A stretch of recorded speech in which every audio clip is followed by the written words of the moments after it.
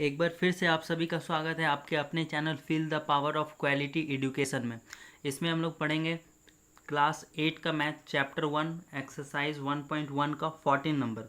तो हमारे पास क्वेश्चन दिया हुआ है, दो परिमेय संख्याओं का गुणनफल -12 है, उनमें से एक संख्या -3/4 हो तो दूसरी संख्या ज्ञात कीजिए। ठीक है, पहले क्वेश्चन को समझ लीजिए। दो परिमेय संख्याओं का गुणनफल, एक परिमेय संख्या यहाँ पर है और दूसरा परिमेय संख्या यहाँ पर है, इन दोनों का गुणनफल कितना दिया हुआ है हमें? -12 दिया हुआ है। ठीक है, उनमें एक संख्या -3/4 है, इन दोनों में से एक संख्या -3/4 है। ठीक है, तो दूसरी संख्या क्या होगी? ठीक है, तो एक छोटा सा क्वेश्चन हम लोग और लेते हैं। क्वेश्चन दिया गया है, दो संख्याओं का गुणनफल, मान लीजिए दो संख्याओं का गुणनफल 8 है। ठीक है, तो उसमें से एक संख्या हमें दिया हुआ है 2। दो संख्याओं का गुणनफल 8 है और उसमें से एक संख्या दिया हुआ है 2, तो दूसरी संख्या बताइए। तो दूसरी संख्या कितना होगा हमारा? दूसरा संख्या हमारा हो जाएगा 4।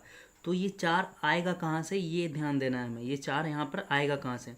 तो देखिए 8 को जब हम लोग 2 से डिवाइड करेंगे तो हमारा कितना आ जाएगा? 4 आ जाएगा। ठीक है, जब हम लोग 8 को 2 से डिवाइड करेंगे तो हमारा कितना आ जाएगा? 4 आ जाएगा।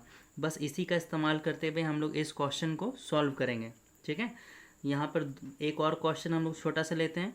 दो परिमेय संख्या हमें दिया हुआ है। ठीक है, उन दोनों का गुणनफल हमें यहाँ पर दिया हुआ है 15। ठीक है, उन दोनों का गुणनफल हमें बोला गया है कि 15 है और उनमें से एक संख्या 5 है, तो दूसरा संख्या हमारा कितना होगा? दूसरा हमारा होगा 3। तो ये 3 कहाँ से आएगा, ये हमें ध्यान देना है। ये 3 कहाँ से आएगा?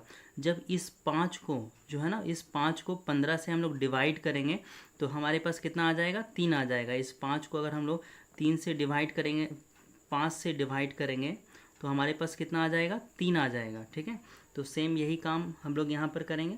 यहाँ पर हमें बोला है कि दो परिमेय संख्याओं का गुणनफल। ठीक है, एक परिमेय संख्या यहाँ है और दूसरा परिमेय संख्या यहाँ पर है। ठीक है, इन दोनों का गुणनफल है -12, ये हमें क्वेश्चन में दिया हुआ है।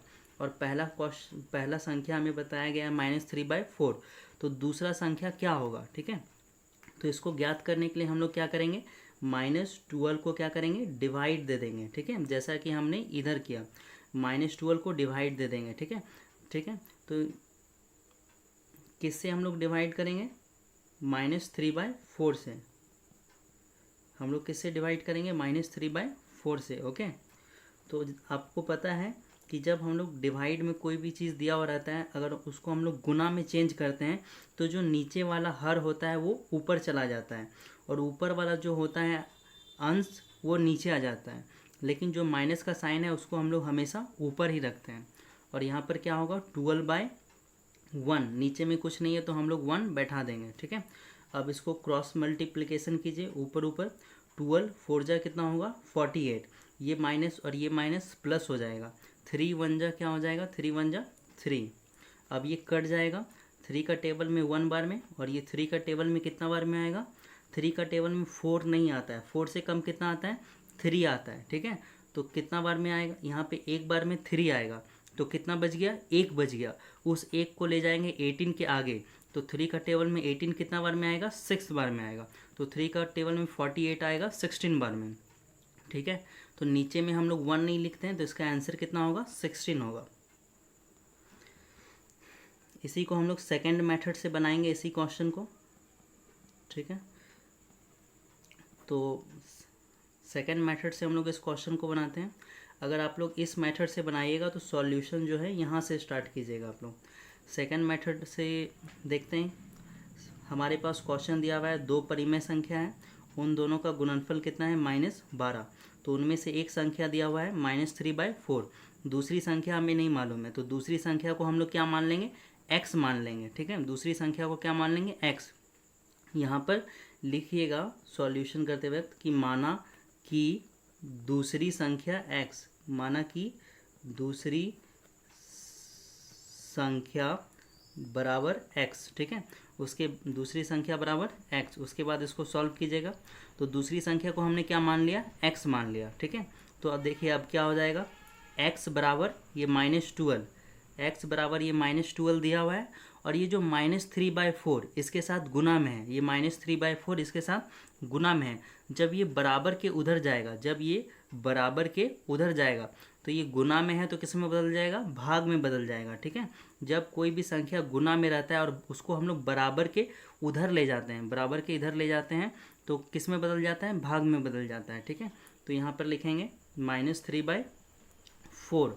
तो अब क्या हो जाएगा, x बराबर ये -12 और ये डिवाइड का साइन को हम लोग किस में चेंज करेंगे, मल्टीप्लाई में चेंज करेंगे। तो जो नीचे वाला संख्या है वो ऊपर चला जाएगा और ऊपर वाला संख्या कहाँ आ जाएगा, नीचे आ जाएगा। ठीक है, और ये माइनस का साइन ऊपर ही रहेगा। ओके, अब यहाँ पे 12 के नीचे कुछ नहीं है तो हम लोग अपने मन से 1 बैठा सकते हैं। ठीक है, तो अब क्या हो जाएगा, 12 4 जा 48 और ये माइनस माइनस प्लस हो जाएगा, 1 3 जा 3 हो जाएगा। ठीक है, अब ये 3 का टेबल में 48 आएगा 16 बार में, तो यहाँ पर x बराबर हमारे पास निकल गया 16। ठीक है, अब हम लोग क्वेश्चन नंबर 15 को सॉल्व करेंगे। 15 में दिया हुआ है -7/13 को किस संख्या से गुना करे कि 28 प्राप्त हो। ठीक है, 28 प्राप्त हो। तो सेम जो क्वेश्चन में दिया हुआ है उसी क्वेश्चन को हम लोग लेते हैं लेकिन छोटा लेंगे। ठीक है, मान लीजिए यहाँ पर क्वेश्चन दिया हुआ है कि हम लोग 7 को, ठीक है, हम लोग 7 को किससे गुना करेंगे कि हमारा 28 आएगा। 7 को किससे मल्टीप्लाई करेंगे, 28 आएगा। तो 7 को हमें किससे मल्टीप्लाई करना होगा, 4 से मल्टीप्लाई करेंगे तो हमारा 28 आ जाएगा। तो हमें ये सोचना है कि ये 4 आएगा कहाँ से। ठीक है, तो ये 4 कहाँ से आएगा, जब हम लोग इस 28 को 7 से डिवाइड कर देंगे तो कितना आ जाएगा, 4 आ जाएगा। ठीक है, इस 28 को 7 से डिवाइड कर देंगे तो कितना आ जाएगा, हमारा आंसर 4 आ जाएगा। ठीक है, तो बिल्कुल इसी का इस्तेमाल हम लोग इस क्वेश्चन को बनाने के लिए करेंगे।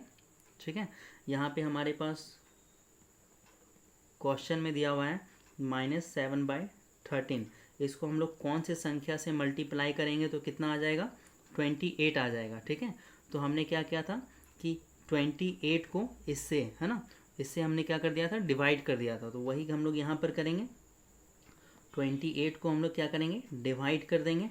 ठीक है, 28 को हम लोग डिवाइड कर देंगे, इस 7 -7/13 इस साइड आ जाएगा। 28 ये जो डिवाइड का साइन है इसको हम लोग मल्टीप्लाई में चेंज करेंगे तो ये 13 कहाँ चल जाएगा, ऊपर, और ये 7 आ जाएगा नीचे, और ये माइनस का साइन ऊपर ही रहेगा। ठीक है, इसके नीचे कुछ नहीं है तो हम लोग क्या दे देंगे, 1 दे देंगे। अब देखिए ये कट रहा है 7 के टेबल में 1 बार में और ये 7 के टेबल में 4 बार में। ठीक है, तो अब यहाँ पे 4 को 13 से मल्टीप्लाई करेंगे या 13 को 4 से मल्टीप्लाई करेंगे, आंसर हमारा सेम आएगा। 13 4 जा क्या हो जाएगा, 52। ठीक है, और ये माइनस का माइनस, ये हमारा हो जाएगा आंसर। ठीक है, तो इसी का सेकंड मेथड बनाते हैं, इसका सेकंड मेथड है। ठीक है, अगर इस मेथड से आप बनाइएगा तो सॉल्यूशन जो है आपको यहाँ से बनाना है। ठीक है, सॉल्यूशन आपको यहाँ से बनाना है। अगर इस सेकंड मेथड से आप बनाइएगा तो आप यहाँ से बना सकते हैं। ठीक है, सॉल्यूशन। ठीक है, तो आप लोग क्या लिखिएगा, सबसे पहले कि माना दूसरी संख्या हमें नहीं पता है तो दूसरी संख्या को हम लोग क्या मान लेंगे, माना दूसरी संख्या बराबर x, हम लोग दूसरी संख्या को x मान लेंगे। ठीक है, पहली संख्या हमारे पास क्या है, -7/13, दूसरी संख्या को हमने क्या मान लिया, x मान लिया, बराबर कितना हो जाएगा, 28। ठीक है, तो अब यहाँ पर हम लोग x बराबर कितना आएगा, 28 आएगा।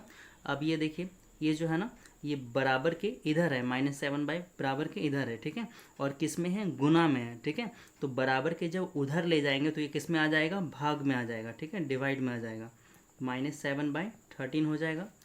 तो यहाँ पर x बराबर, ठीक है, ये 28, ये डिवाइड का साइन को हम लोग किस में बदलेंगे, मल्टीप्लाई में चेंज करेंगे तो नीचे वाला कहाँ चल जाएगा, ऊपर, और ऊपर वाला कहाँ आ जाएगा, नीचे। माइनस का साइन हमेशा ऊपर ही रहेगा। 7 का टेबल में ये 1 बार में कटेगा और ये 7 के टेबल में 4 बार में, तो 4 13 जा या 13 4 जा कितना हो जाएगा, 52, और ये माइनस का साइन यहाँ पे रहेगा। तो x बराबर कितना आ जाएगा, -52, ये हमारा आंसर होगा।